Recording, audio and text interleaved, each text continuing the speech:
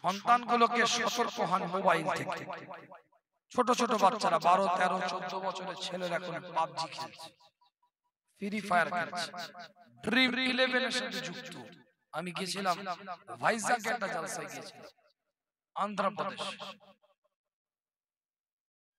তো বিভিন্ন রাজ্যে প্রোগ্রাম যেতে হয়, আপনাদের দোয়ায় কদিন পর হায়দ্রাবাদে যাব, 22 তারিখে প্রোগ্রাম আছে।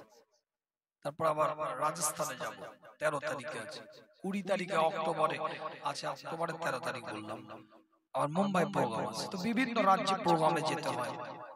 তো আমি ভাইজাগে যখন গিয়েছিলাম, তো সকালে নাস্তা করছি, বলছে একটা আমাদের পাশেই বাড়ি, বলছে হুজুর তার ছেলেটা তার বাপের অ্যাকাউন্টকে হ্যাক করে কয়েক লক্ষ টাকা ড্রিম 11 নষ্ট করেছে।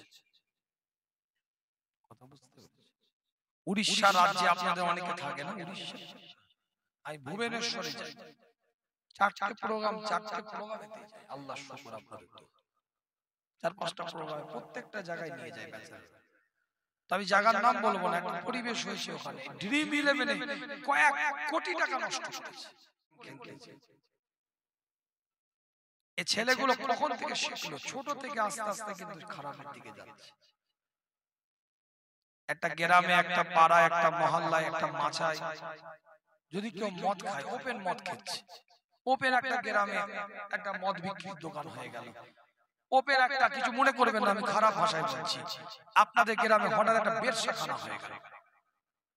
সামাজিক মানুষ অসামাজিক কাজ থেকে মানুষকে দূরে রাখার জন্য তার বিরোধিতা করবে না করবে না?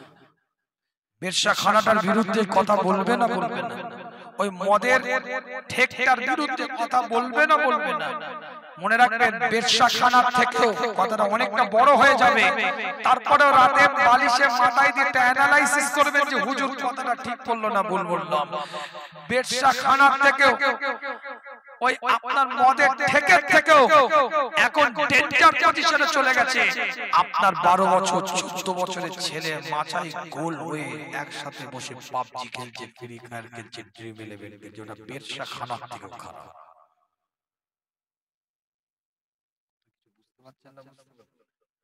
যেখানেই দেখবেন থেতো করে ফেলবেন, গ্যাং তৈরি করে, নিজেদের সেটআপ তৈরি করে, কারো বাচ্চাকে মারলে কেউ কিছু বলবে না, এরা নিজেদের সেটআপ তৈরি করে। পরিবেশ যেখানে খারাপ দেখবেন, এক জায়গায় তাদেরকে প্রতিবাদ করে। কি ভাই, কথা ঠিক বলছি? আর বাচ্চাগুলোকে এমন ভাবে মানুষ করেছো, আল্লাহ মাফ করুন। ছেলে কি হাঁকার মারবে, ঘুরিয়ে ছেলে বাপকে হাঁকার মেরে দিচ্ছে। মুসলমানের বাচ্চা চুল কাটতে শিখে না, চুল কাটতে শিখে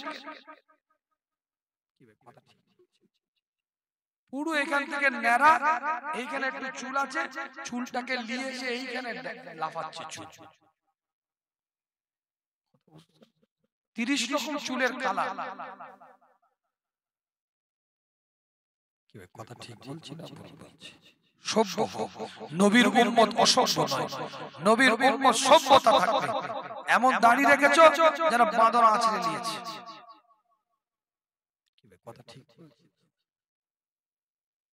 আল্লাহ আমাদের সকলকে কবুল করেন। এর জন্য মায়েদেরকে অতিরিক্ত সতর্ক হতে হবে।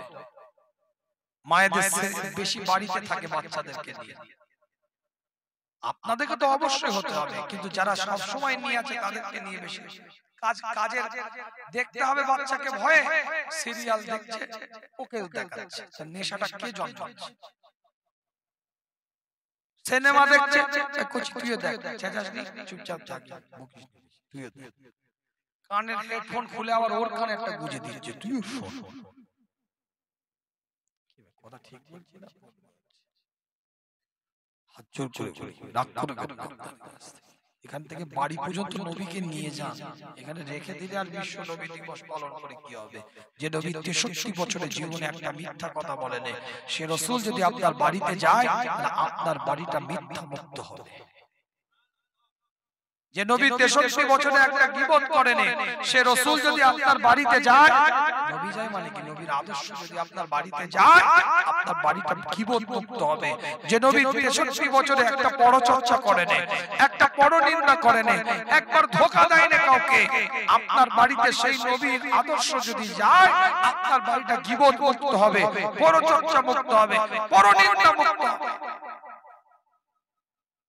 মা বোনদের হাত জোর করে বাড়িতে নিয়ে যা মা, এই মা বাড়িতে নিয়ে যা, আমার রাসূলকে একটু নিয়ে যা, পর্দা পুশিদার সাথে চল। মেয়েরা কোনো অবাধে রাস্তায় ঘুরে বেড়ায়। খালাতো ভাই, মামাতো ভাই, ফুফুতো ভাই, চাচাতো ভাই, দুলা ভাই, নুনদাই, এমন কেউ নেই যে দেখা দেয় না। মনে রাখবেন একটা কথা বলি, আপনার স্ত্রীকে সবসময় আপনি বোরকা পরিয়ে ঘোরাতে পারবেন না, আমি মেনে নিলাম। আবার হঠাৎ করে এখন বলতেও পারবেন না আমার স্ত্রী সবাইকে পর্দা করে, তাহলে বলবে ওরে বাপরে পাকামো হচ্ছে, সব দেখিয়ে দিয়ে এখন আমার পর্দা করছে। বিশ্ব পাকা তো লোক থাকে, ভালো কাজ আপনার সহজে করতে দিবেন, প্যাঁচ একটা লাগা। তাই জন্য আমি একটা নিয়ম পরামর্শ মানুষকে দিই, এই কয়েকদিন দিচ্ছি, একটু বুঝ দিচ্ছি মানুষ। আপনাকে কাউকে বলতে হবে না যে আমার বউ পর্দা করে, আপনাকে কাউকে বলতে হবে না যে আমার বউ কাউকে দেখা দিবে না। খালাতো ভাই, মামাতো ভাই, চাচাতো ভাই, ফুফুতো ভাই বানাই। শরীয়তের মাপকাঠিতে যে অঙ্গ প্রত্যঙ্গগুলোকে ঢেকে রাখাটা ফরজ, সেই রকম একটা পোশাক আপনি বড় চাদর হোক, স্কার্ফ হোক, একটা কিনে দেন। যখনই বেগানা এরকম কাউকে দেখতে পাবে, সে সেই পোশাকটা পরে সাবলীল তাদের কাছে সামনে যাবে। কি কথা বুঝতে পারলেন? আর মুহরিম যদি হয় নিজের ভাই, নিজের চাচা, নিজের মামা, নিজের খালু, নিজের ফুফা, সেটা তো জায়েজ আছে। এখন যার চাচা ভাই, মামাতো ভাই অবাধে ঘুরে যাচ্ছে, আর আপনাদের এলাকায় তো বাড়ি ঘর ওই ঘেরাঘুরি বলে কিছু নেই, সবাই সবারই বাড়ি নাকি। যাই হোক, আল্লাহ আমাদের সকলকে কবুল করেন। বাড়ি ঘিরতে না পারলেও শরীরকে ঘেরার চেষ্টা করেন, পরিবেশের সাথে তাল দিয়ে যতটা পারা যায় চেষ্টা করেন। বাকিটা যেটুকু হচ্ছে না আল্লাহ মাফ করবেন, কিন্তু আপনার মনের দিক থেকে চেষ্টা রাখতে হবে। কি কথা ঠিক বললাম না? আল্লাহ আমাদের সকলকে কবুল করেন।